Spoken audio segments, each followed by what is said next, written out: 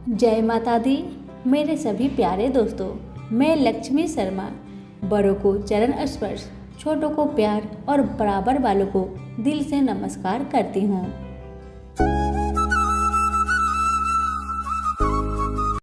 ओम नमः शिवाय। आज मैं आप सभी को सोमवार की व्रत कथा सुनाने जा रही हूँ। कथा को पूरा सुनिए। अगर अच्छा लगे तो लाइक शेयर अवश्य करें। प्रेम से बोले उमापति शंकर की जय। अब आइए सुनते हैं कथा। अमरपुर नगर में एक धनी व्यापारी रहता था। दूर दूर तक उसका व्यापार फैला हुआ था। नगर में उस व्यापारी का सभी लोग मान सम्मान करते थे। इतना सब कुछ होने पर भी वह व्यापारी अंतर मन से बहुत दुखी रहता था, क्योंकि उस व्यापारी का कोई भी पुत्र नहीं था। दिन रात उसे एक ही चिंता सताती रहती थी। उसकी मृत्यु के बाद उसके इतने बड़े व्यापार और धन संपत्ति को कौन संभालेगा। पुत्र पाने की इच्छा से वह व्यापारी प्रति सोमवार भगवान शिव की व्रत पूजा किया करता था। सायंकाल को व्यापारी शिव मंदिर में जाकर भगवान शिव के सामने घी का दीपक जलाया करता था। उस व्यापारी की भक्ति देखकर एक दिन माता पार्वती ने भगवान शिव से कहा, हे प्राणनाथ, यह व्यापारी आपका सच्चा भक्त है। कितने दिनों से यह सोमवार का व्रत और पूजा नियमित कर रहा है। भगवान, आप इस व्यापारी की मनोकामना को अवश्य पूर्ण करें। भगवान शिव ने मुस्कुराते हुए कहा, हे पार्वती, इस संसार में सबको उसके कर्म के अनुसार फल की प्राप्ति होती है। प्राणी जैसा कर्म करते हैं उन्हें वैसा ही फल की प्राप्ति होती है। इसके बावजूद पार्वती जी नहीं मानी। उन्होंने भगवान से आग्रह किया कि नहीं प्राणनाथ, आपको इस व्यापारी की इच्छा को पूरी करना होगा। यह आपका अनन्य भक्त है। प्रति सोमवार आपका विधिवत व्रत रखता है और पूजा अर्चना के बाद आपको भोग लगाकर एक समय भोजन ग्रहण करता है। आपको इसे पुत्र प्राप्ति का वरदान देना ही पड़ेगा। पार्वती का इतना आग्रह देखकर भगवान शिव ने कहा, ठीक है पार्वती जी, आपके आग्रह पर मैं इस व्यापारी को पुत्र प्राप्ति का वरदान देता हूँ, लेकिन इसका पुत्र 16 वर्ष से अधिक जीवित नहीं रहेगा। उसी रात भगवान शिव ने स्वप्न में उस व्यापारी को दर्शन दिए और उसे पुत्र प्राप्ति का वरदान भी दिया और उसके पुत्र के 16 वर्ष तक जीवित रहने की बात भी बताई। भगवान के वरदान से व्यापारी को खुशी तो हुई, लेकिन पुत्र की अल्प आयु की चिंता ने उस खुशी को नष्ट कर दिया। व्यापारी पहले की तरह सोमवार का विधिवत व्रत करता रहा। कुछ महीने पश्चात उसके घर अति सुंदर पुत्र उत्पन्न हुआ। पुत्र जन्म से व्यापारी के घर में खुशियां भर गई। बहुत धूमधाम से पुत्र जन्म का समारोह मनाया गया। व्यापारी को पुत्र जन्म की अधिक खुशी नहीं हुई, क्योंकि उसे पुत्र की अल्प आयु के रहस्य के बारे में पता था। यह रहस्य घर में किसी को मालूम नहीं था। विद्वान ब्राह्मणों ने उस पुत्र का नाम अमर रखा। जब अमर 12 वर्ष का हुआ तो शिक्षा के लिए उसे बनारसी भेजने का निश्चय हुआ। व्यापारी ने अमर के मामा दीपचंद को बुलवाया और कहा कि अमर को शिक्षा प्राप्त करने के लिए बनारसी छोड़ आओ। अमर अपने मामा के साथ शिक्षा प्राप्त करने के लिए चल दिया। रास्ते में जहाँ भी अमर और प्रेमचंद रात्रि विश्राम करने के लिए ठहरते, वहीं यज्ञ करते और ब्राह्मणों को भोजन कराते थे। लंबी यात्रा के बाद अमर और दीपचंद एक नगर में पहुंचे। उस नगर के राजा की कन्या के विवाह की खुशी में पूरे नगर को सजाया गया था। निश्चित समय पर बारात आ गई, लेकिन वर का पिता अपने बेटे के एक आंख से काने होने के कारण बहुत चिंतित था। उसे इस बात का भय सता रहा था कि राजा को इस बात का पता चलने पर कहीं वह विवाह से इनकार न कर दे। इससे उसकी बहुत बदनामी होगी। वर के पिता ने अमर को देखा तो उसके दिमाग में एक विचार आया।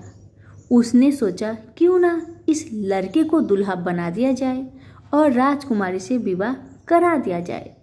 विवाह के बाद इसको धन देकर विदा कर देंगे और राजकुमारी को अपने नगर में ले जाएंगे।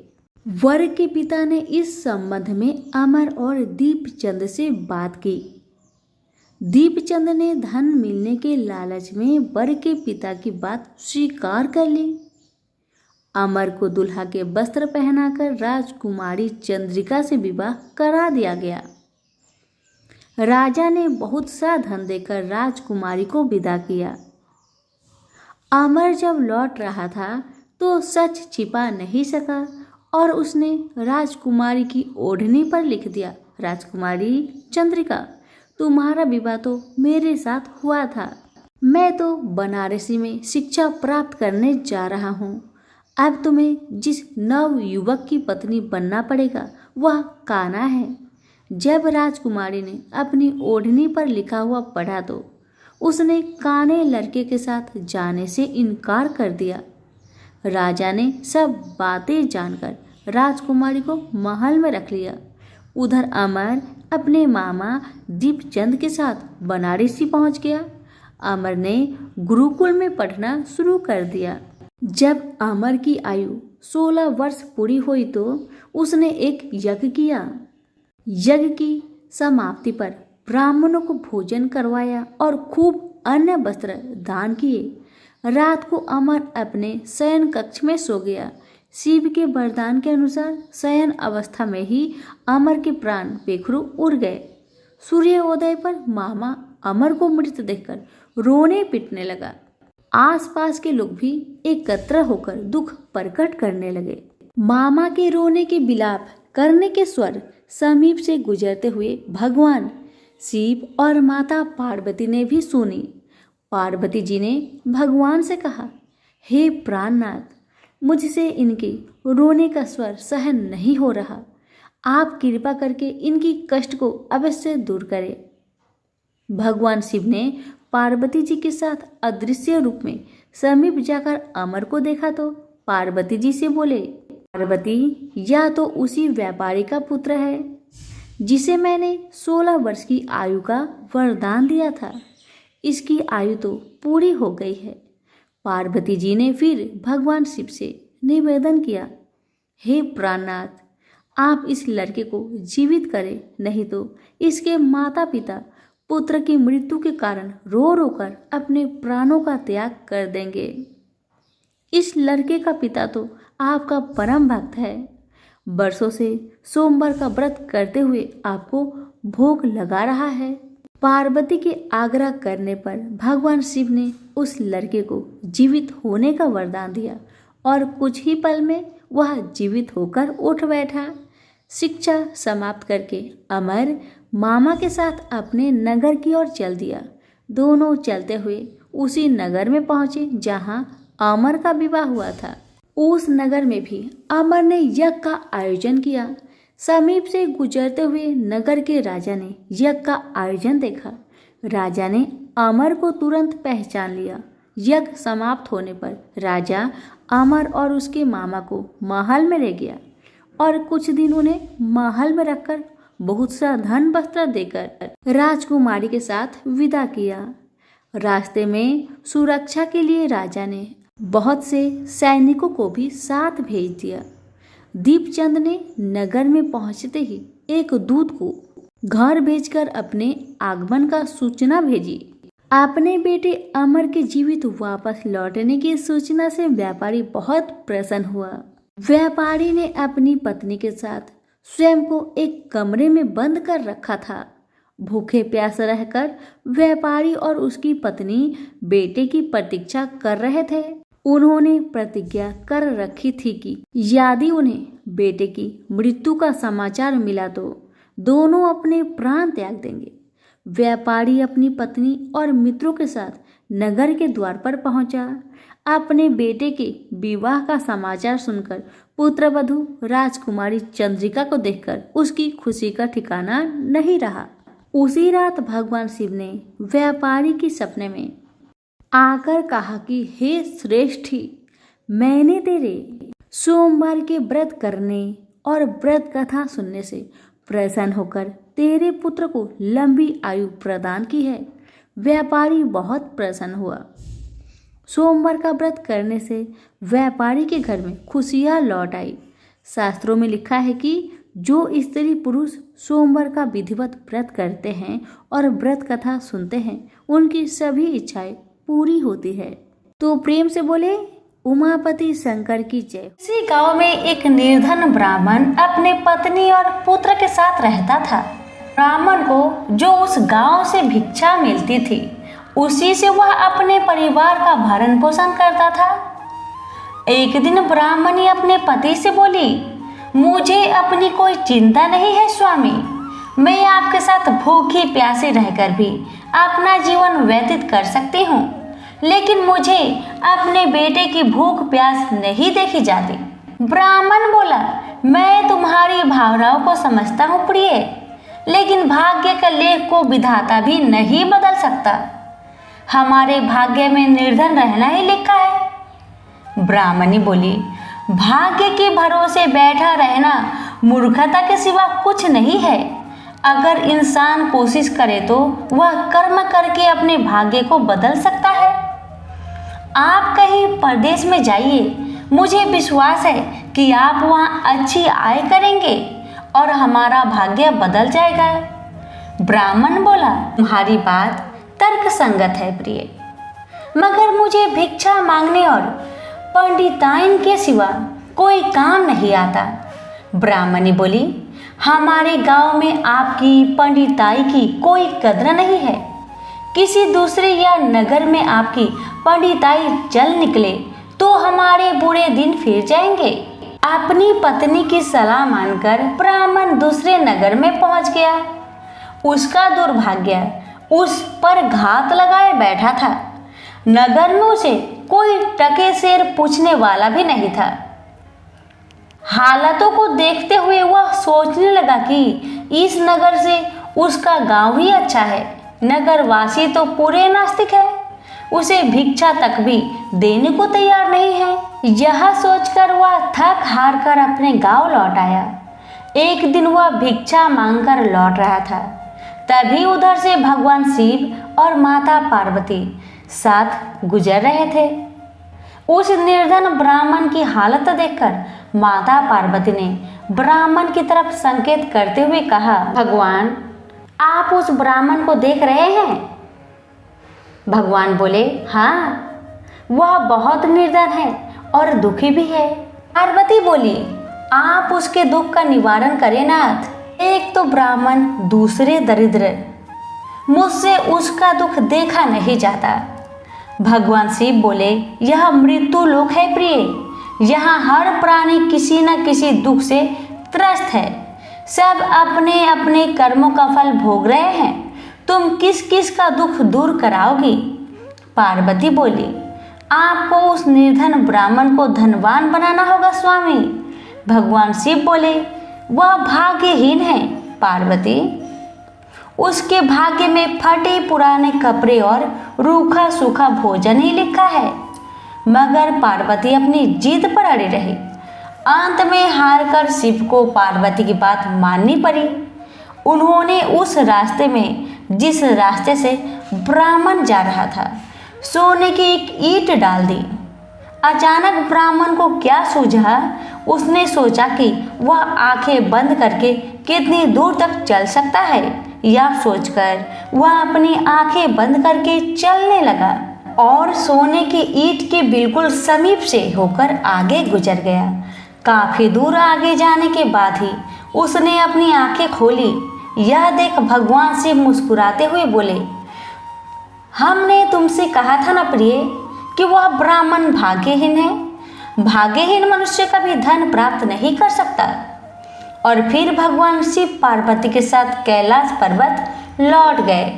लेकिन वहां पहुंचने के बाद पार्वती जी उस निर्धन ब्राह्मण के बारे में सोचने लगी।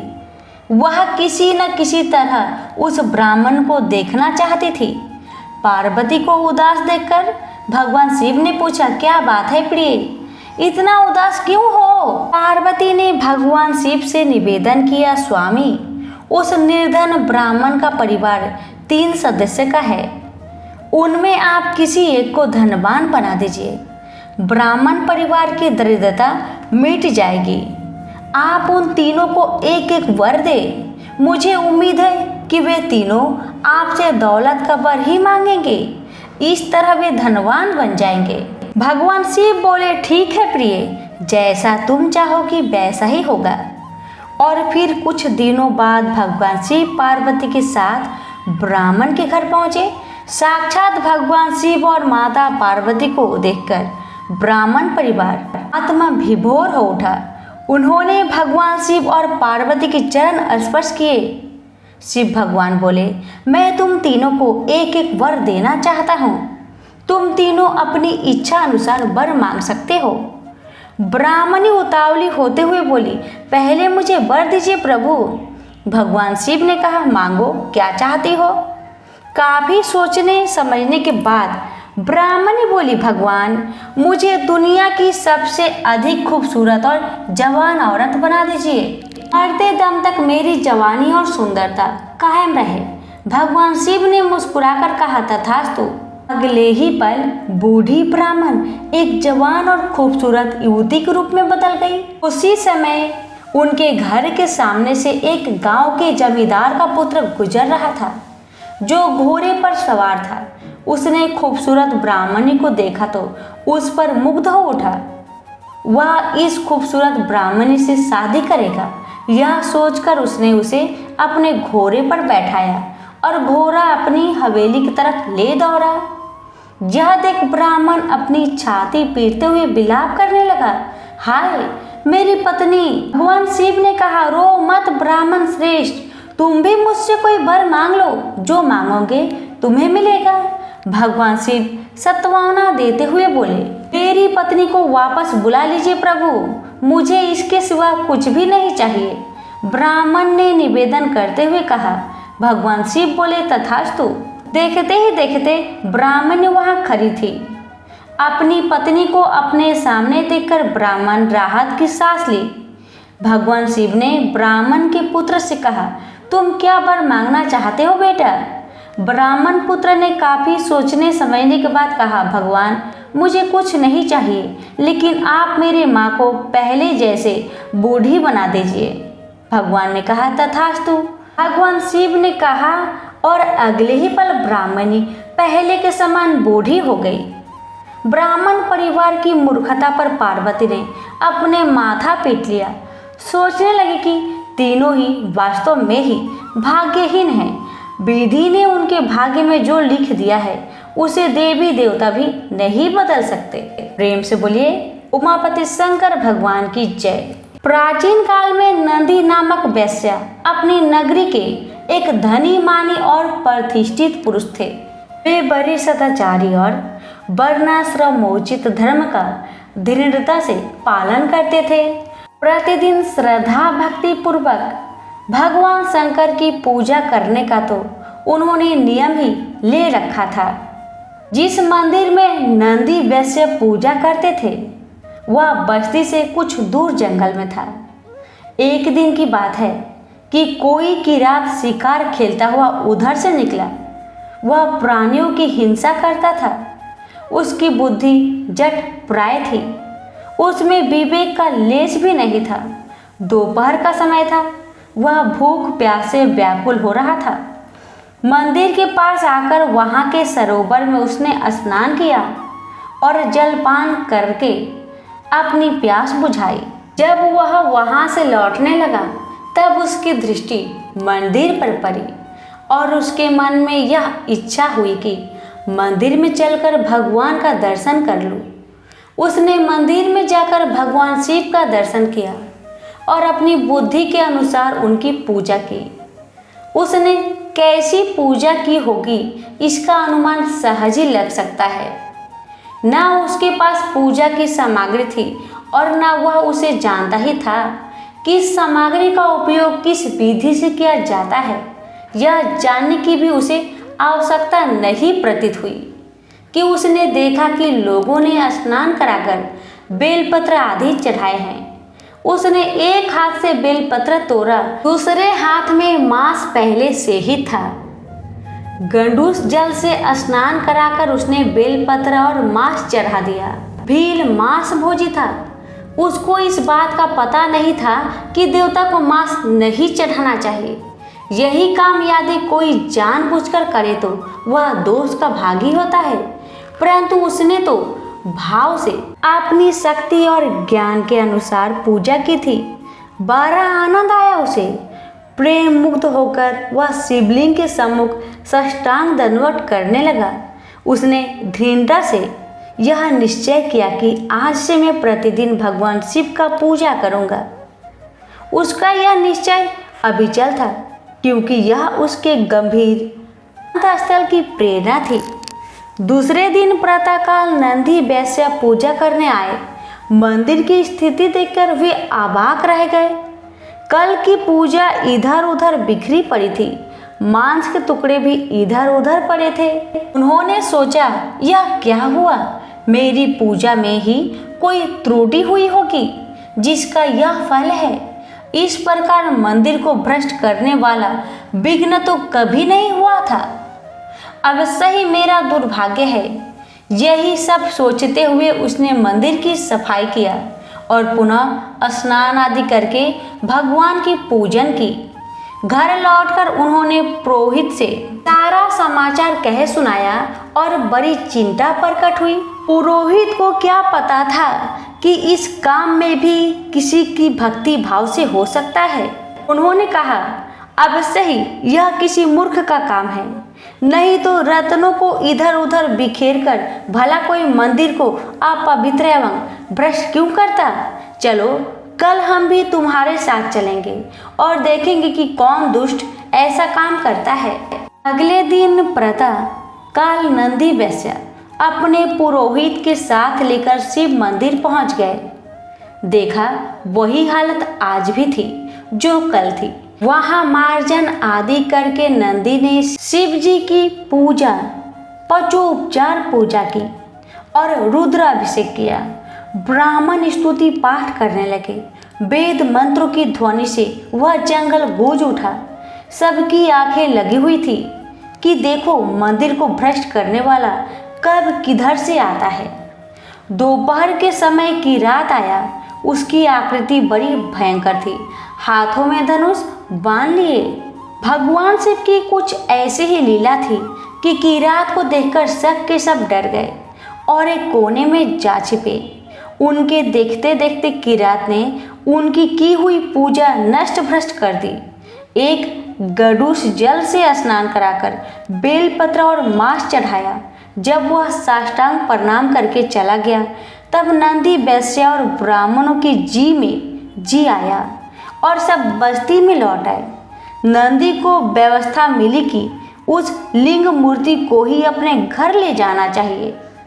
व्यवस्था के अनुसार शिवलिंग वहां से उखाड़ लाया गया और नंदी वैश्य के घर विधि पूर्वक उसकी प्रतिष्ठा की गई। उनके घर सोने और मणि रत्नों की कमी तो थी ही नहीं। संकोच छोड़कर उनका उपयोग किया। प्रतिदिन नियम अनुसार किरात अपने समय पर भगवान शंकर की पूजा करने आया, परंतु मूर्ति को ना पाकर सोचने लगा, यह क्या, भगवान तो आज है ही नहीं। मंदिर का एक एक कोना छान डाला। एक एक छिद्र को उसने ध्यानपूर्वक देखा, परंतु सब व्यर्थ है। उसके भगवान उसे नहीं मिले। किरात की दृष्टि में वह मूर्ति नहीं थी, स्वयं भगवान थे। अपने प्राण के लिए वह भगवान की पूजा नहीं करता था, किंतु उसने अपने प्राणों को उन पर निछावर कर रखा था। अपने जीवन सर्वस्त्र प्रभु को न पाकर वह विहल हो गया और बड़े आर्त स्वर में पुकारने लगा, महादेव, मुझे छोड़कर तुम कहाँ चले गए? प्रभु, अब एक क्षण का विलंब सहन नहीं होता मेरे से। मेरे प्राण तड़प रहे हैं। यदि तुम्हारे दर्शन नहीं होंगे तो मैं जीकर क्या करूँगा। यह कहकर किरात ने अपने हाथ से अपने शरीर का सारा मांस काटकर उस स्थान पर रखा जहाँ पहले शिवलिंग था, क्योंकि अब उसने प्राण त्याग का निश्चय कर लिया था। किरात की तमन्नता देखकर शिव ने अपनी समाधि भंग की। वे उसके चर्म चक्षुओं के सामने प्रकट हो गए और बोले, महाप्राज्ञ वीर, मैं तुम्हारे भक्ति भाव प्रेम का ऋणी हूँ। तुम्हारे जो बड़े से बड़े अभिलाषा हो वह मुझसे कहो, मैं तुम्हारे लिए सब कुछ कर सकता हूँ। भगवान की वाणी और संकल्प ने किरात को बाहर देखने के लिए विवश किया, परंतु जब उसने जाना कि मैं तो भीतर देख रहा था, वही बाहर भी है, तब तो उसकी प्रेम भक्ति पराकाष्ठा को पहुंच गई और वह सर्वाग्य से नमस्कार करता हुआ श्री भगवान के चरणों में लौट गया। भगवान के प्रेम पूर्वक उठाने पर और प्रेरणा करने पर उसने प्रार्थना की, भगवान मैं तुम्हारा दास हूँ, तुम मेरे स्वामी हो, मेरा यह भाव सर्वदा बना रहे और मुझे चाहे जितनी बार जन्म लेना पड़े तुम्हारी सेवा में संलग्न रहूं। किरात की निष्काम प्रेम पूर्वक प्रार्थना सुनकर भगवान बहुत प्रसन्न हुए और उन्होंने सदा के लिए उसे अपना पार्षद बना लिया। उसे पार्षद रूप में प्राप्त करके भगवान शंकर को बड़ा आनंद हुआ और वे अपने उल्लास को प्रकट करने के लिए डमरू बजाने लगे। भगवान शंकर के डमरू के साथ ही तीनों लोकों में भेरी, शंख, मृदंग और नगारे बजने लगे। सर्वत्र जय जय की ध्वनि होने लगी। शिव भक्तों की चित्त में आनंद की बाढ़ आ गई। वह आनंद कोलाहल तत्क्षण नंदी वैश्या के घर पहुंच गया। उन्हें बड़ा आश्चर्य हुआ और वे अविलंब वहां पहुंचे। किरात के भक्ति भाव और भगवत प्रसाद को देखकर उनका हृदय गदगद हो गया और जो कुछ ज्ञान अज्ञान रूप मल था उनके चित्त की भगवान धन आदि से प्राप्त हो सकते हैं, वह सब कुछ धुल गया। वे मुग्ध होकर किरात की स्तुति करने लगे। हे तपस्वी, तुम भगवान के परम भक्त हो, तुम्हारी भक्ति से ही प्रसन्न होकर भगवान यहाँ प्रकट हुए हैं। मैं तुम्हारी शरण में हूँ, अब तुम ही मुझे भगवान के चरणों में अर्पित करो। नंदी की बात से किरात को बड़ी प्रसन्नता हुई। उसने तत्क्षण नंदी का हाथ पकड़कर भगवान के चरणों में उपस्थित किया। उस समय भोले बाबा सचमुच भोले बन गए। उन्होंने किरात से पूछा, ये कौन सज्जन है? मेरे गनों में इन्हें लाने की क्या आवश्यकता थी? किरात ने कहा, प्रभु ये आपके सेवक है, प्रतिदिन रत्न माणिक्य से आपकी पूजा करते थे, आप इनको पहचानिए और स्वीकार कीजिए। शिव ने हंसते हुए कहा, मुझे तो इनकी बहुत कम याद पड़ती है। तुम तो मेरे प्रेमी हो, सखा हो, परंतु ये कौन है? देखो भाई, जो निष्काम है, निष्कपट है और हृदय से मेरा स्मरण करते हैं, वे ही मुझे प्यारे हैं और मैं उन्हीं को पहचानता हूँ। किरात ने प्रार्थना की, भगवान मैं आपका भक्त हूँ और यह मेरा प्रेमी है। आपने मुझे स्वीकार किया और मैंने इसे, हम दोनों ही आपके पार्षद हैं। अब तो भगवान शिव को बोलने के लिए कोई स्थान ही नहीं था। भक्त की स्वीकृति भगवान की स्वीकृति से बढ़कर होती है। किरात के मुख से यह बात निकलते ही सारे संसार में फैल गई। लोग सत सत मुख से प्रशंसा करने लगे कि किरात ने नंदी वैश्य का उद्धार कर दिया। उसी समय बहुत से ज्योतिर्मयी विमान वहां आ गए। भगवान शंकर का रुपया प्राप्त करके दोनों भक्त उनके साथ कैलाश गए और माँ पार्वती के द्वारा उत्कृत होकर वहीं निवास करने लगे। ये ही दोनों भक्त भगवान शंकर के गणों में नंदी और महाकाल के नाम से प्रसिद्ध हुए। इस प्रकार नंदी की भक्ति के द्वारा किरात की भक्ति को उत्तेजित करके और किरात की भक्ति के द्वारा नंदी की भक्ति को पूर्ण करके आशुतोष भगवान शिव ने दोनों को स्वरूप दान कर लिया और कृत्य बनाया। तो सभी प्रेम से बोलिए उमापति शंकर भगवान की जय। कथा को लाइक शेयर जरूर करें। भगवान आपकी और हमारी सभी की मनोकामना को पूर्ण करें। धन्यवाद।